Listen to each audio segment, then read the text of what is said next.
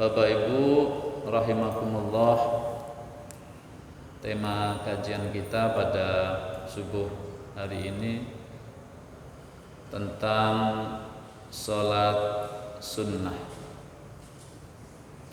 Allah Subhanahu wa ta'ala memerintahkan kepada kita dua perkara. Yang pertama, perkara yang wajib, perintah yang sifatnya wajib, yang tidak boleh ditawar, mau tidak mau, suka tidak suka, sempat tidak sempat, wajib dilaksanakan. Perintah wajib menempati urutan pertama di antara prioritas amaliyah kita. Jadi sebelum melaksanakan yang lain, maka bereskan dulu yang wajib-wajib, karena itu merupakan hakullah, hak Allah sebagai Tuhan yang berhak disembah oleh hamba-hambanya. Sholat 5 waktu nggak bisa dikurangi, nggak bisa ditunda-tunda, sudah ada waktunya. Ya, sempat tidak sempat, sholat 5 waktu harus dilaksanakan sesuai dengan waktunya. Perintah yang kedua adalah perintah sunnah, perintah yang sifatnya anjuran, yang kalau dikerjakan akan memperoleh keutamaan-keutamaan, memperoleh pahala. Tetapi jika tidak dikerjakan, tidak mendatangkan dosa. Ini merupakan prioritas yang kedua dari amaliyah kita. Bahkan seluruh pekerjaan kita harus kita susun berdasarkan hierarki ini, berdasarkan urutan ini. Jadi yang wajib, kemudian baru yang sunnah. Yang haram juga ada dua, yang dilarang juga ada dua. Ada yang haram, ini yang mutlak harus ditinggalkan, suka tidak suka, mau tidak mau, rela maupun terpaksa harus ditinggalkan. Ini yang haram. Kemudian yang kedua, makruh namanya. Makruh. Ini jika kita tinggalkan, kita akan dapat pahala.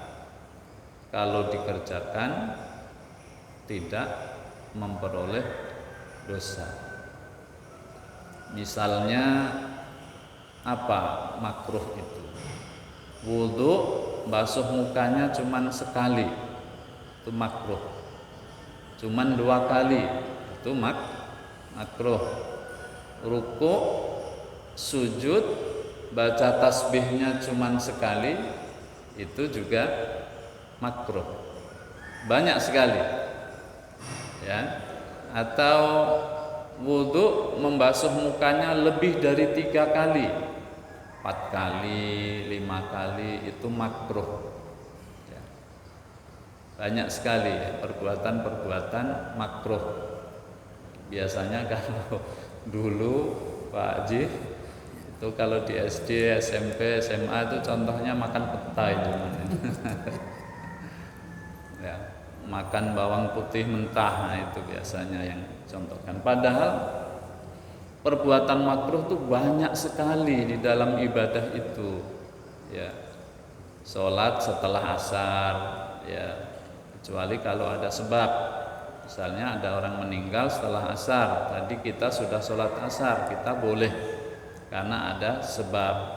Atau setelah asar masuk ke masjid, setiap orang yang masuk masjid disunahkan sholat sunat tahiyat masjid, maka kemakruhan itu menjadi hilang.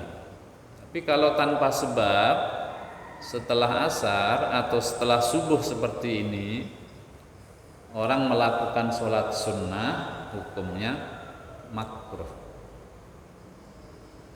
Kalau sudah menjelang matahari terbit atau matahari terbenam, hukumnya jadi meningkat lagi menjadi makruh tahrim. Sudah dekat sekali dengan haram. Jadi ada aturan-aturannya. Ini makruh. Jadi banyak sekali contohnya. Nanti jangan cuma makan bawang putih sama makan petai saja. Ini biasanya cari yang mudah-mudah, contohnya yaitu aja dah gitu. Bapak Ibu rahimakumullah. Lalu untuk apa ibadah sunnah itu disyariatkan? Ibadah sunnah itu disyariatkan untuk menutupi kekurangan-kekurangan pelaksanaan ibadah yang wajib, ya, untuk menutupi kekurangan-kekurangan dalam pelaksanaan ibadah wajib. Misalnya sholat subuh kita tadi itu kan belum tentu sempurna 100%. Ya, ada saja kekurangannya. Ada saja yang tidak sempurna. Apakah kekhusyukan kita, ini yang menjadi problem besar kita, itu adalah kekhusyukan. Ya. Allah kata Nabi akan yang paling pertama diangkat dari hamba itu adalah kekhusyukan. Kekhusyukan di dalam sholat itu perkara yang sangat sulit. Maka para ulama mazhab Syafi'i itu mempersyaratkan minimal khusyuk itu harus ada pada saat kita melakukan takbiratul ihram. Ketika Allahu Akbar, maka setidaknya pada waktu itu hati kita benar-benar tertuju kepada Allah Subhanahu wa ta'ala. Ini minimal. Kadar kekhusyukan di dalam sholat itu minimal saat takbiratul ihram kita khusyuk, hadir hati kita kepada Allah Subhanahu wa ta'ala. Makanya memang disunahkan kalau dalam mazhab Syafi'i itu, kalau yang kita pakai itu kan kita disunahkan melafalkan usolli dulu. Kenapa? Bukan soal bid'ah saja ini. Jangan nanti terprovokasi oleh konten-konten YouTube yang sering membid'ahkan usolli. Usolli itu maksudnya untuk mempersiapkan hati kita, memfokuskan pikiran kita agar nanti ketika sudah takbiratul ihram Allahu Akbar, maka hati kita benar-benar hadir kepada Allah. Hati kita benar-benar khusyuk kepada Allah Subhanahu wa ta'ala. Maka ada persiapan, ada prepare, ada persiapan. Makanya kita lakukan dalam rangka membantu hati kita untuk dapat khusyuk kepada Allah Subhanahu wa ta'ala. Jadi banyak kekurangan-kekurangan kita di dalam sholat fardu ini. Maka kemudian Allah Subhanahu wa ta'ala yang maha pengasih dan penyayang memberikan penebusnya berupa sholat sunnah. Maka kita usahakan jangan tinggalkan sholat sunat rawatib, terutama ya setelah sebelum dan setelah sholat fardu. Ini jangan ditinggalkan. Ya, syukur ditambah dengan sholat malam, qiyamul lail, ya semampu kita. Kalau mampunya 2 rakaat, ya 2 rakaat tambah witir 3 rakaat. Atau kalau kita mampu semalaman, ya kita silakan saja. Salat malam itu tidak ada batasnya.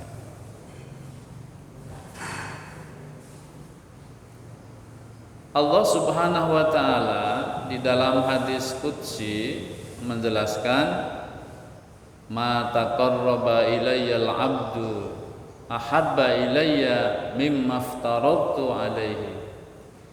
Ibadah yang paling aku cintai dari hambaku adalah ibadah yang wajib.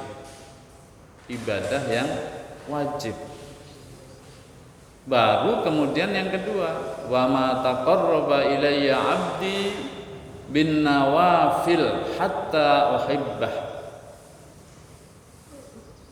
Dan seorang hamba kalau dia mendekatkan diri kepadaku dengan melaksanakan sholat-sholat sunnah, perintah-perintah yang sunnah, maka hatta uhibbah, Allah akan mencintai orang itu. Kenapa Allah mencintai orang yang rajin sholat sunnah? Karena sholat sunnah itu menjadi salah satu bukti bahwa seorang hamba cinta kepada Allah. Maka kemudian Allah membalas cintanya itu terhadap hambanya. Jadi Allah tuh ketika memberi ya, itu sifatnya timbal balik ya. Sifatnya timbal balik ya. Makanya dalam hadis lain Allah Subhanahu wa taala berfirman, ini berarti hadis qudsi ya. Dalam hadis qudsi itu seperti itu ya. Kalau hambaku mendekatkan diri kepadaku sejengkal, kalau kita berjalan menuju Allah sejengkal saja, maka Allah akan mendekat kepada hambanya itu satu hasta dari siku sampai lengan, itu hasta. Kalau hambaku mendekatkan diri kepadaku sejauh satu hasta, maka Allah akan mendekat kepada hambanya itu sepanjang satu depa. Jadi Allah lipat gandakan ya. Makanya Allah Subhanahu wa taala menjadikan konsistensi pelaksanaan ibadah sunnah, utamanya sholat sunat, ini sebagai tolok ukur kecintaan seorang hamba kepada Allah. Kalau kita cinta kepada Allah, maka laksanakan perintah-perintah yang sunnah ini. Tapi tentu dengan membereskan yang wajib dulu. Enggak boleh nanti misalnya sholat fardunya 3 waktu saja, diambil 3 waktu lalu ditutup dengan yang sunnah, nggak boleh ya, tidak boleh, karena satu kali meninggalkan sholat fardu itu tidak bisa ditutup dengan sholat sunat berapapun jumlah rakaatnya ya. Maka Bapak Ibu, apapun yang kita lakukan, jangan sampai kesibukan kita itu menghalangi kita untuk melaksanakan ibadah yang fardu, sholat fardu, jangan ya. Kalau misalnya pas pesta nggak sempet, ya turun sebentar sholat, nanti naik lagi nyambut tamu lagi. Diatur sedemikian rupa sehingga tidak ada kewajiban Allah yang kita lalaikan. Jadi bukti bahwa hamba cinta kepada Allah itu salah satunya adalah dengan melaksanakan sholat sunnah. Hatta uhibbah wa idza ahbabtuhu kuntu sam'ahu alladhi yasma'u bih. Kalau Allah sudah menyayangi, mencintai hambanya, maka Allah akan menjaga pendengarannya ya.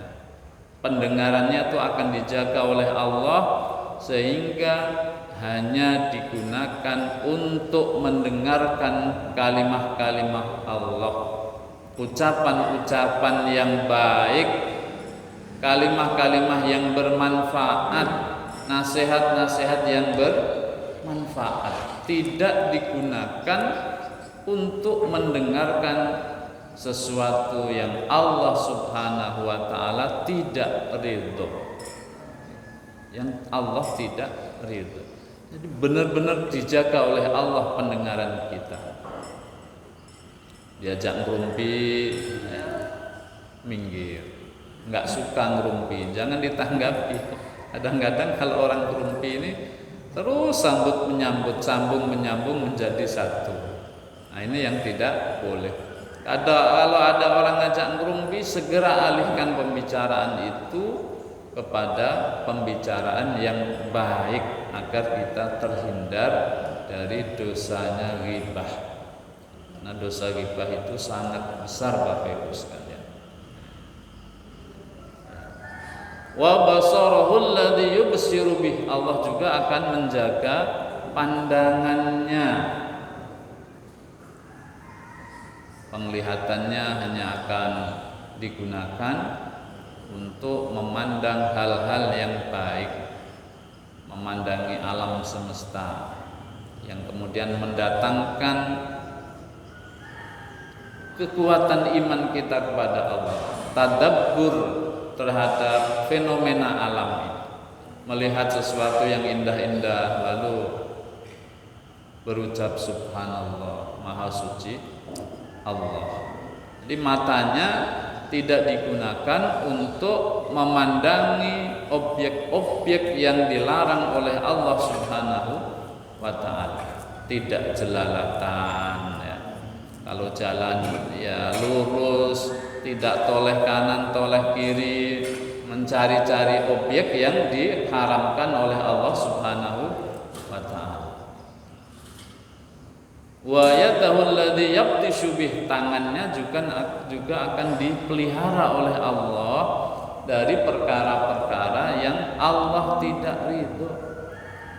Ya, tangan kita itu banyak sekali dosanya. Ya, kita nunjuk-nunjuk orang, ya, nyuruh-nyuruh orang dengan telunjuk kita, ya, yang tidak sesuai dengan etika Islam, akhlak Islam, itu sudah berdosa. Tangan kita kadang-kadang nggak sengaja menyenggol, mencubit, ya, apalagi menyenggol lawan jenis yang tidak ada mahramnya. Kalau dalam mazhab yang kita anut kan kita bersentuhan dengan lawan jenis yang bukan mahram tanpa alas, itu pertama membatalkan wudhu kita, wudhu menjadi batal. Yang kedua, sentuhan itu juga mendatangkan dosa,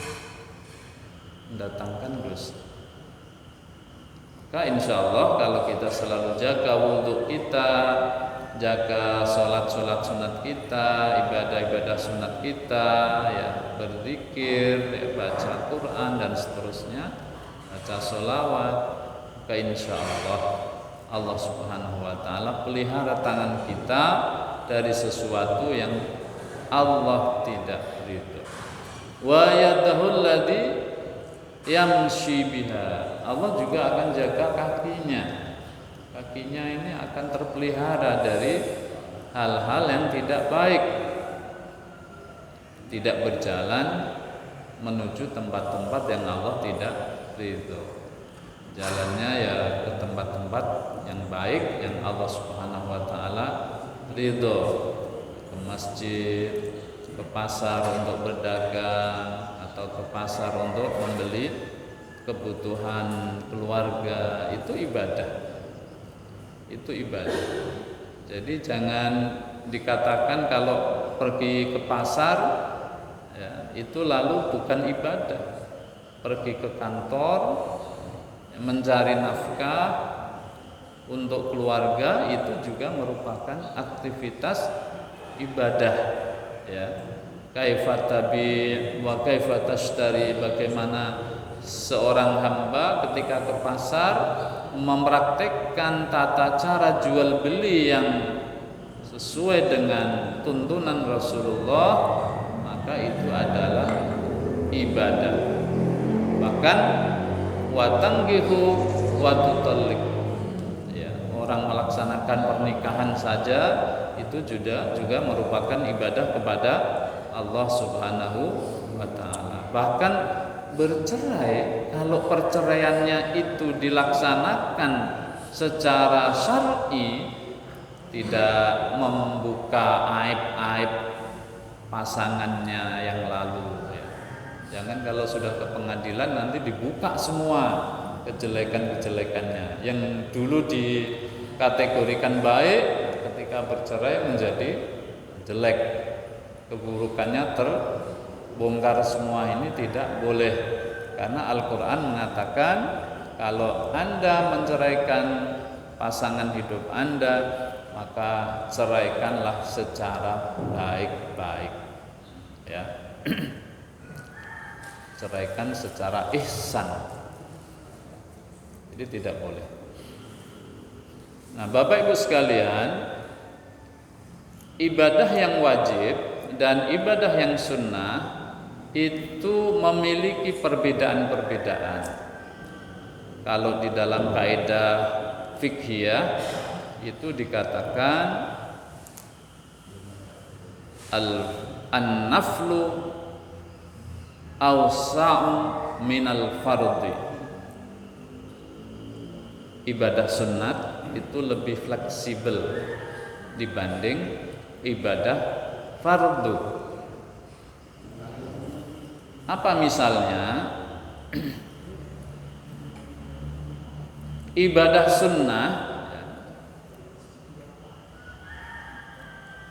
ibadah sunnah itu boleh diputuskan. Kalau kita sudah mulai, misalnya kita sudah sholat Allahu Akbar, takbiratul ihram, sholat sunat, lalu orang tua manggil, maka kita boleh membatalkan sholat sunat itu untuk memenuhi panggilan orang tua. Kalau sholat fardu nggak boleh, karena kewajiban kepada Allah itu berada di atas kewajiban kepada orang tua, kepada sesama. Kalau sholat fardu, walaupun orang tuanya manggil-manggil, teriak-teriak, tidak boleh dibatalkan, kecuali untuk kondisi darurat. Nah, misalnya kompor gasnya bocor umpamanya, ya. Nah, udah berdesis-desis, baunya sudah menyengat, ibunya nggak berani manggil anaknya. Lagi sholat fardu, anaknya wajib datang karena ada keadaan darurat yang bahayanya lebih besar. Boleh. Kalau sholat sunat nggak boleh. Jadi sholat fardu hanya boleh diputuskan, ya, untuk alasan darurat saja. Misalnya ada gempa besar, kita boleh lari keluar, boleh. Memutuskan sholatnya boleh, tidak juga boleh. Jadi Bapak Ibu tetap bisa keluar menyelamatkan diri, sholatnya tidak harus batal. Catatannya pertama, jangan teriak-teriak, jangan berbicara. Gempa langsung lari aja, nggak usah gempa gitu, ya. Baru lari. Kalau sudah teriak gempa ya sholatnya jadi batal. Yang kedua, tidak terkena najis. Kalau dua hal ini terpenuhi, nggak ngomong, tidak kena najis, maka nanti sampai luar ketika di tanah lapang langsung lanjutkan saja. Kalau sholat isya tadi sudah dapat 2 rakaat, ya tinggal melanjutkan sisanya 2 rakaat lagi. Tidak harus dimulai dari awal. Syaratnya tadi 2, tidak berbicara dan tidak kena najis. Boleh. Jadi jangan juga nanti bertahan ini biarlah saya mati ketimpa masjid. Itu nggak boleh ya. Tidak boleh. Fatalisme namanya itu. Kita diharuskan untuk berusaha menyelamatkan jiwa kita. Kemudian yang kedua, sholat sunat itu boleh dilakukan di atas kendaraan. Dulu Rasulullah kalau sedang melakukan perjalanan mengendarai unta, maka Rasulullah ketika mau sholat sunat, beliau tetap sholat sunat saja di atas kendaraannya. Tapi tentu tetap berwudu ya. Beliau kan tidak pernah berhadas ya. Jadi kalau hadas wudu terus begitu. Ya. Ini kalau mau kita contoh ya bagus. Meskipun kita mau ke pasar, wudu dulu itu akan lebih bagus. Ya, kalau Ganda Mahyudin misalnya ke kantor ya wudu dulu bagus. Ya, kita jadi pegawai, jadi guru, jadi apapun sebelum berangkat ke tempat kerja kita disunahkan untuk berwudu agar kita selalu terjaga kesucian kita. Kalau kesucian kita terjaga itu insya Allah anggota badan kita juga ikut terjaga. Insya Allah akan membantu anggota badan kita supaya lebih bisa terjaga lagi. Ya, jadi kalau sholat sunat itu boleh di mobil, ya, masih ada wudu, ya, tapi jangan sambil nyetir ya. Sambil nyetir nanti bahaya itu. Kalau kita lagi jadi penumpang, boleh sholat sunat di atas kendaraan meskipun kendaraan kita itu tidak sedang menghadap ke arah kiblat. Boleh, apalagi di gunung kan tikungannya banyak, ngadep kemana-mana sesuai dengan arah mobil kita itu sah. Yang ketiga, sholat sunat itu Bapak Ibu, ketika kita tidak sempat melakukannya karena waktunya sempit, itu bisa pahalanya bisa diganti dengan zikir, dengan kalimat thayyibah. Bapak Ibu membaca subhanallah walhamdulillah wala ilaha illallah wallahu akbar wala haula wala quwwata illa billahil aliyil azim. Bapak Ibu pasti hafal 4 kali. Misalnya tadi ya Bapak Ibu masuk ke masjid, kira-kira ini apa ini?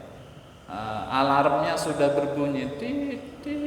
Bapak kan nggak sempat lagi sholat tahiyat masjid kah atau sholat qobliyah itu kan nggak sempat ya. Maka Bapak Ibu bisa menggantikannya dengan membaca kalimat tadi 4 kali. Subhanallah walhamdulillah wala ilaha illallah wallahu akbar. Atau Bapak Ibu juga boleh mengqadhanya. Tadi yang terlambat tidak sholat, nggak sempat sholat sunnah qobliyah subuh, sholat sunat fajar karena sudah mendekati iqomah, maka setelah sholat subuh itu boleh diqadha, ya, boleh diqadha. Jadi sholat sunat itu boleh diqadha. Ya, misalnya nanti duhur, sebelum duhur itu nggak sempet ya, karena ada sesuatu dan lain hal yang tidak memungkinkan dia sholat sunnah sebelum duhur, maka sholat sunnah sebelum duhur itu bisa diqadha nanti setelah sholat duhur selesai, boleh ya. Sholat duha boleh diqadha, sholat tahajud boleh diqadha. Yang enggak boleh itu dijamak, enggak boleh. Sholat tahajud dijamak dengan sholat duha, ya, lintas siang dan malam disatukan, enggak boleh. Jadi boleh diqadha. Kalau Bapak Ibu tidak mau ketinggalan sholat sunat, sementara waktunya yang ada pada saat itu sempit, maka Bapak Ibu bisa mengqadhanya. Bapak Ibu sudah terbiasa sholat tahajud, ya, tiap malam sholat tahajud. Suatu ketika bangunnya kesiangan, begitu terbangun sudah azan, maka Bapak Ibu boleh mengqadhanya di setelah sholat subuh, boleh. Bapak Ibu rahimakumullah. Nah, itu ya hal-hal yang beberapa hal yang berkaitan dengan ibadah sunnah. Tentu masih banyak lagi hal-hal yang berkaitan dengan sholat sunnah, ya. Kita masih ada waktunya nih Pak. Masih.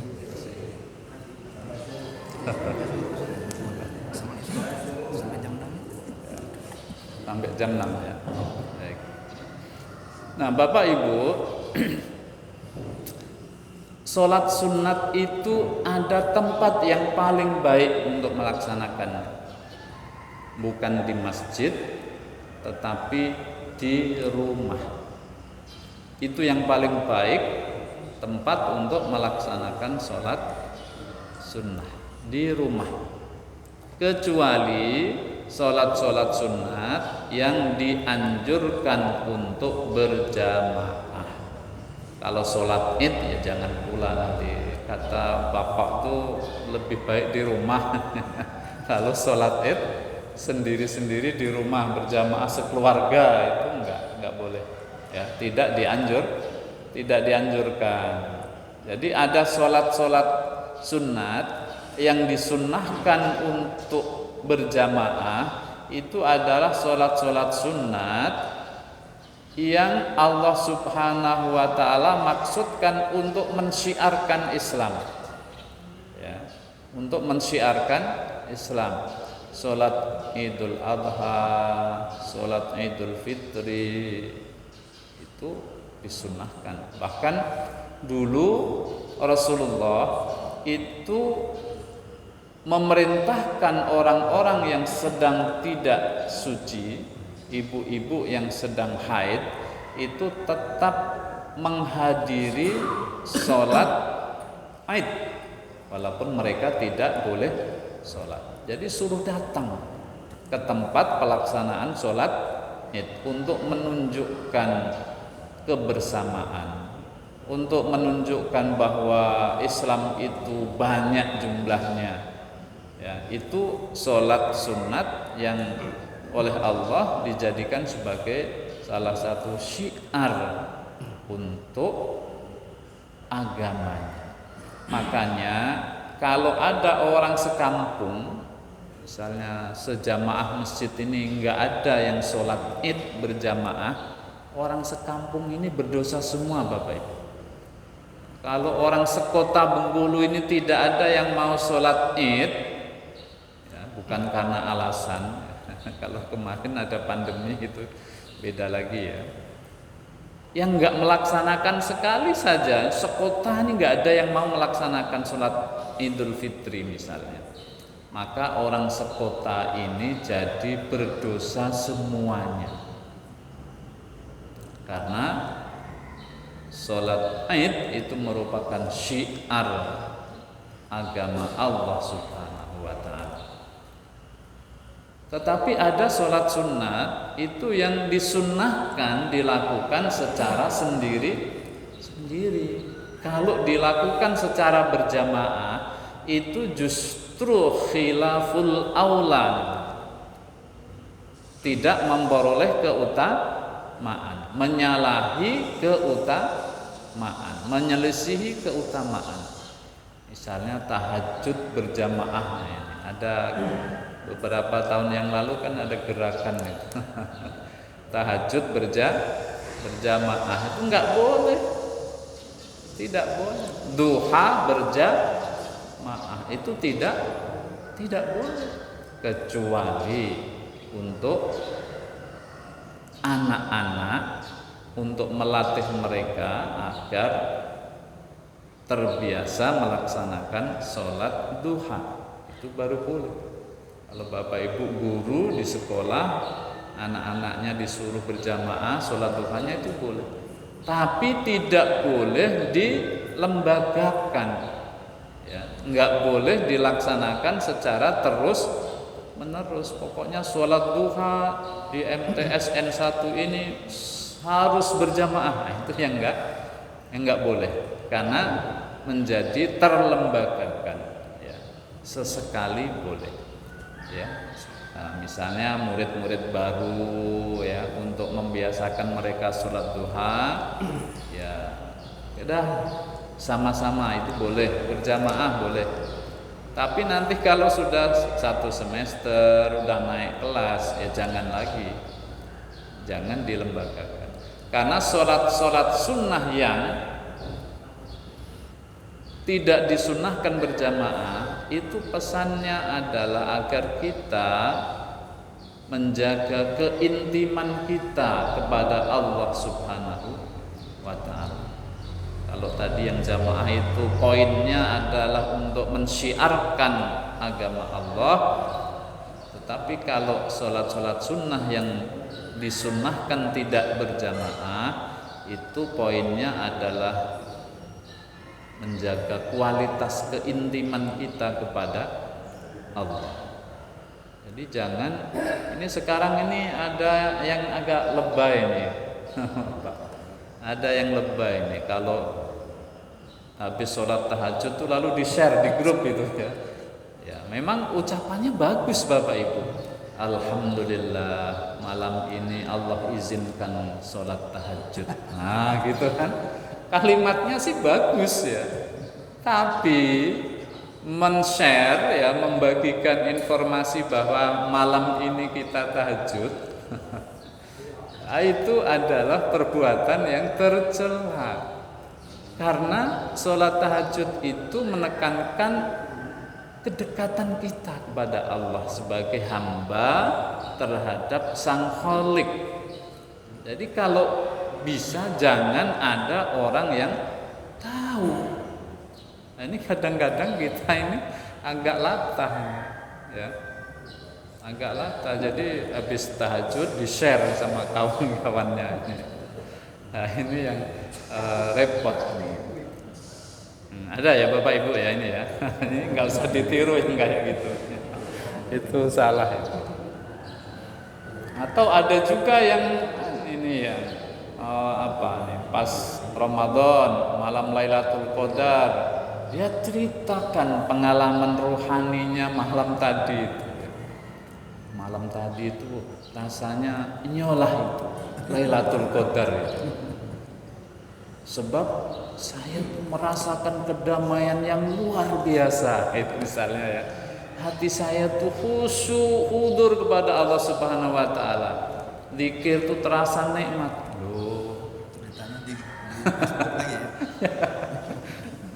diceritakan ke orang lain, di-share ke mana-mana itu. Itu yang enggak boleh, itu berarti kekhusyukan yang palsu. Jadi sholat sunat yang kayak gitu tadi itu nggak boleh dibagikan, ya. Kalau ditanya orang, Pak, Bapak rajin nggak tahajud, ya, melazimkan tahajud nggak, tiap malam tahajud nggak? Jangan langsung dijawab, wah alhamdulillah saya tiap malam nggak pernah tinggal. Itu sudah riya Bapak Ibu, ya. Susah menjaga hati itu, ya. Jadi jangan bermain di area yang riak-riak begini, karena berbahaya, bisa membatalkan pahala amal kita, ya. Jadi sedapat mungkin ditutup, ya. Kalau puasa sunat, ya jangan terus diumumkan. Silakan Anda makan. Maaf ya, saya lagi nyunah. Enggak usah gitu banget kali ya. Enggak usah gitu-gitu amat lah ya. Biasa aja. Ya kalau enggak ditanya, enggak ada kepentingan, ya usah disampaikan ya. Ayo makan ini, ayo dipaksa-paksa misalnya. Nah, kita enggak punya alasan lain, boleh kita menyampaikan apa yang sebenarnya. Saya lagi puasa, maaf nih ya. Jangan ibadah ini menjadi sarana kita berkomunikasi, berinteraksi, bahkan bernegosiasi dengan sesama. Jangan ya, rajin tahajud supaya nanti dinaikkan jabatannya, nggak boleh Bapak Ibu. Termasuk sholat duha nih, kalau saya boleh menyampaikan, sholat duha nih memang kan salah satu keutamaannya itu bisa membukakan pintu rezeki kita. Tapi jangan sampai niat kita sholat duha itu untuk membuka pintu rezeki. Memberikan rezeki itu haknya Allah, ya, itu haknya Allah. Kita berusaha melaksanakan perintah-perintah Allah, memperbanyak sunnah tadi, tapi jangan kemudian di benak kita itu kalau tahajud saya 2 rakaat nanti rezekinya segini. Misalnya yang gampang ukurnya, kalau 2 rakaat itu eselon 4 misalnya gitu ya. Kalau 4 rakaat itu eselon 3. Kalau 6 rakaat eselon 2. Kalau 8 rakaat, 12 rakaat itu nanti bisa apa? Eselon 1. Ini enggak boleh kita gunakan ibadah untuk mencari, untuk memenuhi hajat-hajat duniawi kita. Allah itu maha baik Bapak Ibu. Kita enggak minta saja, itu Allah kasih. Apalagi kalau kita meminta. Jadi jangan pas mau sholat tujuan kita membuka pintu rezeki. Bukan itu. Sholatnya kita lakukan untuk mentaati Allah. Nanti setelah sholat kita berdoa, ya Allah, kalau rezekiku di langit tolong turunkan, kalau di bumi mohon keluarkan, kalau susah tolong dipermudah. Itu doanya. Jangan ditempatkan di saat kita sedang melakukan sholat duha. Enggak boleh Bapak Ibu ya. Jadi jangan dikotori, cemarkan ibadah kita itu dengan target-target jangka pendek, memperoleh keuntungan dunia. Toh kalau kita ikhlas karena Allah, Allah pasti akan membalas cinta kita kepadanya. Ya, kalau kita cinta kepada Allah, patuh taat kepada Allah, Allah pasti akan membalas dengan yang lebih baik lagi dari yang kita lakukan. Yakin seyakin-yakinnya. Ya. Kemudian dalam pelaksanaan sholat sunat itu kita disunahkan bergeser. Ya, disunahkan bergeser. Caranya ada 5 Bapak Ibu. Kalau di dalam hadis Nabi itu ada 5. Ya. Yang pertama maju, kedua mundur, ketiga geser ke kanan, 4 geser ke kiri, atau yang terakhir kalau nggak bisa geser-geser itu ngajak ngobrol temannya. Nah, yang terakhir ini yang sensitif ini. Nah, yang terakhir ini agak sensitif. Jadi Bapak Ibu, sholat sunat itu tempat di mana kita lakukan sholat sunat itu akan menjadi saksi kita di hadapan Allah Subhanahu wa taala nanti. Maka Nabi menganjurkan berpindah-pindah supaya saksi kita nanti di hadapan Allah itu semakin banyak. Geser, geser, geser, geser. Nah, tempat-tempat ini akan menjadi saksi kita di hadapan Allah. Kalau sholat tarawih gimana? Masa lukir terus? Ya, gamit sebelah kanannya, kita bertukar tempat ini. Ngapo? Ya sunnah ini. Ya. Ini nanti bisa takbiratul ihramnya di sini untuk sholat yang pertama, nanti salam terakhirnya di ujung sana. Karena lukir terus sama temennya ini. Kalau 23 rakaat kan nanti di sana salamnya ya di ujung gitu ya. Nah, maka ada cara yang kelima, yaitu au yukallima ahadan, ngajak ngomong teman sebelahnya. Cak mana Pak? Masih kuat. Nah, gitu. Masih ya gitu. Nah, itu sudah ini, dua ini sudah selesai. Jadi tempat ini nanti dia bersaksinya sebanyak jumlah kita gunakan untuk sholat. Kalau enggak dia bersaksinya sekali saja. Maka jangan dimarah, jangan ditegur Bapak Ibu ya nanti ya kalau Assalamualaikum, Assalamualaikum. Terus ada temennya yang ngajak bicara, mana nih caknya ustadznya kecilnya suaranya. Nggak boleh kalau itu grumpi namanya itu. Ya bicara yang baik-baik boleh, justru itu disunahkan.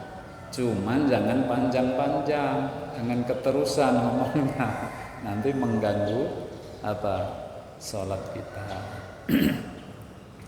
Atau kalau tidak berbicara, ya lakukan hal-hal yang sekira kita sholat itu membatalkan sholat. Misalnya gerakan lebih dari 2 kali, ya. Bapak Ibu gerakkan saja kepalanya itu ke kanan, balik lagi ini 2, ke kiri, balik lagi 4. Sudah, itu sudah mewakili, ya, sudah mewakili. Atau Bapak Ibu icak-icak batuk lah. Boleh ya, untuk memutuskan sholat yang pertama dengan sholat yang kedua ya, itu boleh, bahkan disunnahkan. Jadi itu ada hadisnya 5 cara itu ya. Bapak maju atau mundur ke samping kanan, ke samping kiri, atau berbicara dengan orang di sebelahnya. Ya. Ini mungkin yang tidak biasa ya, sesuatu yang selama ini bisa jadi kita anggap sebagai sesuatu yang salah, padahal itu benar. Termasuk kalau misalnya Bapak jadi imam, kan ini tempat pengimamannya ini apa ya, mantap di sini kan Pak Ji ya. Nah, ini jangan pula nanti terus digeser ke sana. Besok lagi geser ke sini, ini mana ini tempat sajadah ini ngapa pindah terus ini karena Pak Imamnya dengar ceramah tadi. Nah, ya tidak harus begitu, Bapak cukup dengan berdehem, batuk ya, gitu. Ya, atau bergerak-gerak ya, meliuk-liukkan pinggang, udah itu sudah menjadi penanda bahwa tempat ini menjadi baru lagi kesaksiannya kepada kita. Bapak Ibu sekalian, ini mungkin yang bisa kami sampaikan sebagai bekal kita dalam melaksanakan agama Allah. Meskipun ini diulang-ulang, saya tidak tahu, bisa jadi materi ini sudah sering disampaikan ya, tapi karena saya tidak tahu apa materinya ya, ini yang kami sampaikan ya. Mudah-mudahan ada manfaatnya buat kita.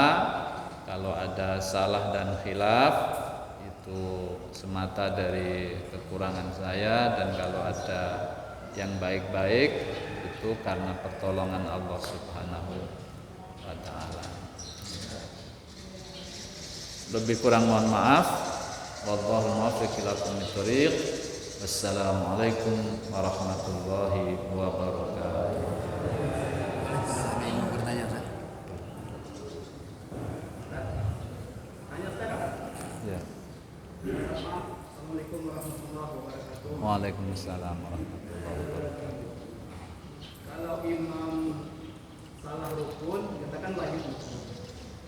Tapi kadang-kadang imam ayatnya kelupaan atau nggak bisa luruskan. Jadi yang belakang itu sering nyambung. Sedangkan kita kan sebagai makmum kan tidak boleh berkata-kata sepatah atau dua kata-kata yang dimengerti. Ya. Jadi gimana hukumnya? Memperbaiki ini kalau imam salah. Bacaan imam ya, salah. Qul huwallahu ahad, Allahus samad. Putus lama dia berhenti nih, apalah lanjutannya nih misalnya. Lalu makmumnya itu menyambungnya. Nah, itu sudah ada aturannya di dalam fikih, di dalam hadis Nabi juga sudah diatur itu. Kita kalau melihat imam melakukan kekeliruan, kita disunahkan untuk mengingatkan. Tetapi dengan tidak bertujuan mengingatkan. Nah, ini yang agak sensitif ini. Mengingatkan tapi dengan niat tidak mengingatkan. Cak manopulo. Terus niat kita itu apa? Niat kita adalah dzikrullah. Kalau mengingatkan bacaan, berarti niat kita adalah membaca Al-Quran, bukan niat mengingatkan. Bisa nggak Bapak Ibu? Kalau misalnya imamnya salah, kita mengucapkan subhanallah agar imamnya teringat. Kalimatnya sebetulnya seperti itu. Kita membaca subhanallah agar imamnya menjadi teringat. Jadi nggak boleh tujuan utama kita membaca subhanallah mengingatkan imam. Kalau tujuan kita yang pokok mengingatkan imam, maka sholat orang yang mengingatkan itu menjadi batal. Dulu pada masa Nabi kejadian seperti ini pernah terjadi, ya, pernah terjadi. Maka kemudian Nabi mengatakan, inna hadhis shalah la yasluhu fiha syai'un min kalamin nas. Salat ini di dalamnya tidak boleh ada pembicaraan sesama manusia. Innama hiya at-takbir wa tasbih wa tahmid. Isinya itu pujian-pujian yang sudah diatur seperti yang kita sudah biasa lakukan itu. Jadi nggak boleh ngomongin orang tuh nggak boleh. Nah kalau kita subhanallah tapi niat kita mengingatkan, berarti kita sedang berkomunikasi dengan Pak Imam itu, maka sholat kita jadi batal. Karena sholat itu hanya boleh kita berkomunikasi dengan Allah saja, tidak boleh dengan yang lain, maka batal. Supaya nggak batal, niatnya zikir atau niatnya zikir plus mengingatkan. Ini agak rumit ini. Ini kadang-kadang Ustaz di sini bunyi itu. Maksud saya itu. Ya nggak apa-apa Pak, nggak apa-apa. Ya. Bukan yang nyambung ayat tadi. Ya, yang nyambung ayat itu juga sama. Jadi idealnya yang ada di belakang imam itu kan orang yang alim ya, yang ngerti tata cara sholat, yang surat-surat pendeknya hafal. Yang mengingatkan cukup yang bagian belakang saja, yang jauh-jauh nggak usah. Ya. Kadang-kadang karena digertak sama jamaah yang banyak ini tadi, imamnya jadi keder juga, ya, grogi juga. Nah, sebentar, ini kita tuntaskan satu lagi ya tadi Pak ya. Jadi niatnya ketika Bapak nyambung, niatnya baca Quran saja atau baca Quran plus mengingatkan. Tidak boleh dibalik, mengingatkan plus baca Quran, mengingatkan plus baca tasbih subhanallah. Itu yang tidak boleh. Yang boleh bertasbih sembari mengingatkan imam, baca Quran sembari mengingatkan imam. Nah ini perlu dilatih loh Pak ini. Sebab nanti ini kan refleks sifatnya nih ya. Imam tuh kalau salah kan nggak pakai rencana dia. Makanya kita juga seringkali tidak siap. Maka pastikan kalau kita mengingatkan imam, niat kita adalah dzikrullah. Ya. Kalau mengingatkan sebagai niat tambahan itu boleh. Ya. Jadi nggak perlu semuanya ya, nggak perlu semuanya mengingatkan. Kalau sudah yang dekat sudah, yang lain sudahlah ikut saja. Kadang-kadang karena tadi jamaahnya begitu kompak, imam ini ikut terprovokasi. Mohon maaf Bapak Ibu, imam itu penguasa di dalam sholat. Boleh kita mengingatkan, tapi pada titik tertentu imam nggak boleh menuruti keinginan jamaah. Misalnya begini, saya contohkan ya. Maaf ya Pak, izin. Kalau misalnya apa? Ini gerakan ya, gerakan. Oke. Dari berdiri, rukuk, kemudian sujud, ya kan? Sujud, selesai sujud, terus bangkit lagi ya. Misalnya mestinya tahiyat awal, imamnya lupa, langsung bangkit. Allah, Bapak Ibu membaca subhanallah. Kalau ibu enggak boleh ya subhanallah ya. Kecuali kalau sesama perempuan boleh.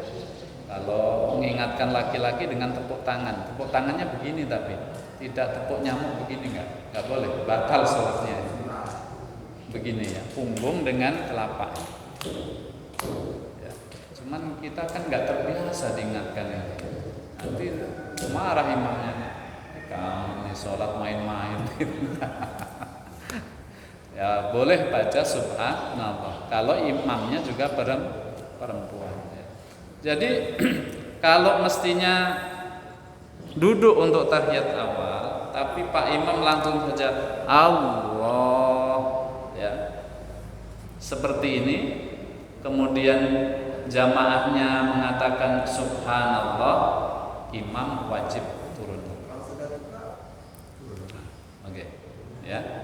Tapi kalau sudah mendekati berdiri, ya posisinya sudah mendekati berdiri. Kalau sudah seperti ini kalau udah dekat ke tegak ya Bapak Ibu ya.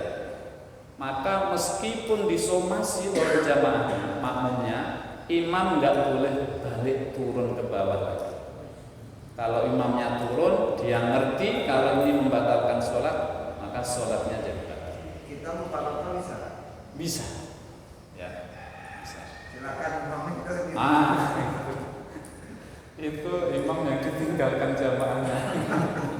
Jadi Bapak Ibu, kalau kira-kira imamnya itu sudah mendekati ke berdiri, sudah biarkan saja, tidak usah baca subhan. Tapi kalau kita ikut imam kemudian sudah sawi. Oh bukan itu perkaranya Pak. Karena imam ini ketika dia sudah mendekati berdiri atau sudah sempurna berdiri seperti ini, untuk rakaat berikutnya dia nggak boleh turun lagi karena diingatkan oleh makmum tadi. Tapi kalau lebih dekat kepada duduk, ya, misalnya baru sampai segini ini kira-kira lebih dekat ke berdiri atau duduk? Lebih duduk ya. Maka imamnya balik duduk. Tapi kalau tadi sudah mendekati tegak atau dia sudah benar-benar tegak, subhanallah, kadang kan jengkel ya. Ikut emosi juga nih. 3 kali kadang-kadang Bapak Ibu. Kalau di tempat saya itu kadang 3 kali nih. Jadi sekali itu yang ingatkan sepertiga. Kedua kali nanti lebih banyak lagi. Pas ketiga bunyi galo itu masjid. Nah imam yang enggak disiplin itu dia akan ikut balik lagi, dia batal itu sholatnya Bapak Ibu. Ya maka lihat-lihat juga makmum kalau mau mengingatkan imam, tengok dulu lah. Makanya kan yang lihat langsung di belakangnya tadi, nah, itu yang paling berhak untuk mengingatkan.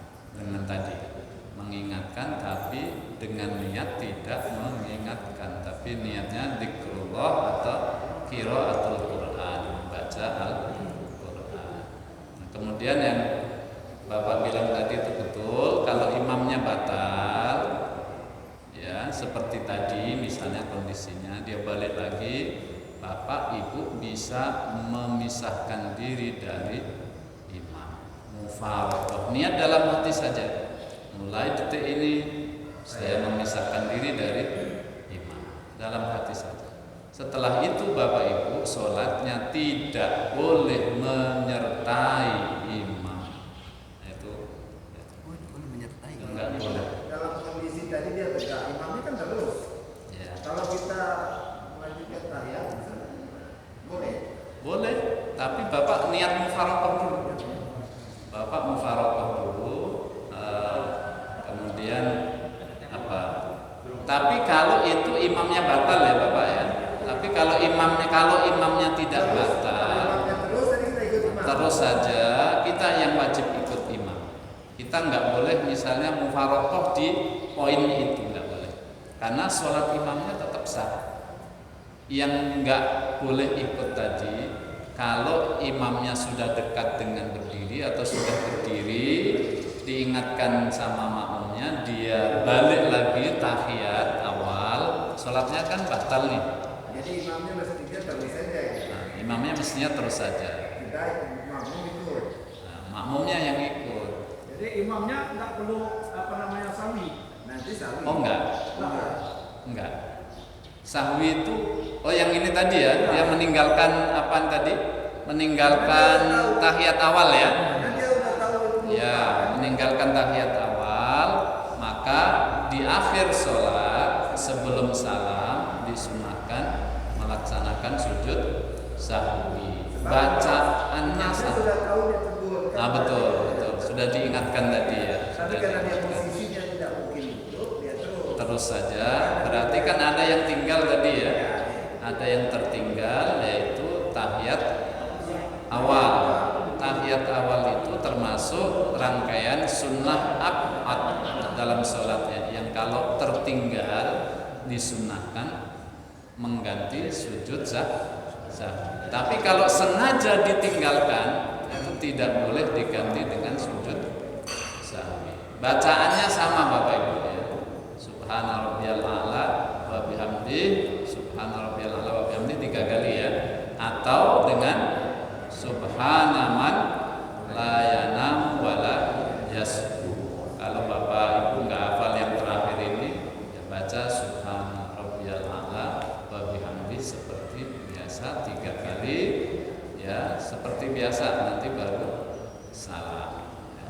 Oh, enggak perlu jadi duduk. Sekali aja ya. 2 kali. Pas duduk dua di antara dua sujudnya baca apa? Baca seperti bacaan duduk di antara 2 sujud. Pokoknya sama persis. Sujud pertama bacaannya biasa atau tadi subhanaman la yanamu wa la yasu. Kemudian duduk di antara 2 sujud, bacaannya sama. Sujud lagi seperti itu. Baru salam. Kalau ingatnya misalnya sholat sendirian nih ya, ingatnya apa sesudah salam. Kalau ragu, lebih atau kurang? Oh, Sawi kan? kalau ragu kan nambah dulu ya, menambah yang diragukan itu berapa? Misalnya kurang 1 rakaat ya, nambah 1 rakaat dulu, baru di akhir nanti disempurnakan dengan sujud sahwi. Cukup Bapak Ibu ya. Kurang mohon maaf. Wallahul muwaffiq ila aqwamit thoriq. Wassalamualaikum warahmatullahi wabarakatuh.